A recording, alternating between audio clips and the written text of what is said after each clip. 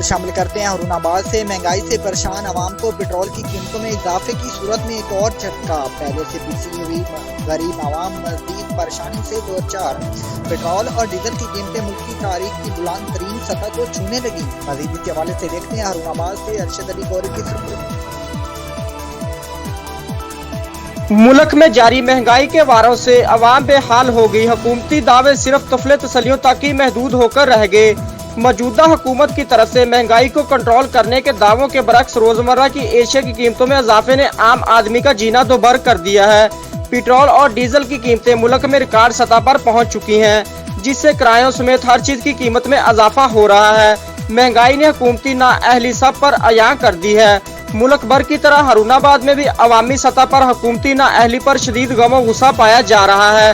हारूनाबाद के मजदूर और सफेद पोश तबके की तरफ तब्दीली की इस खौफनाक शक्ल सूरत पर कहना है कि ये हुकूमत समुद्र से तेल निकालने की बजाय आम आदमी का तेल निकाल रही है। तहरीके इंसाफ की हुकूमत के मशीर इस महंगाई की जो भी दलीलें दे, जब आम आदमी बाजार का रुख करता है तो वो हुकूमत को कोसे बिना नहीं रह सकता।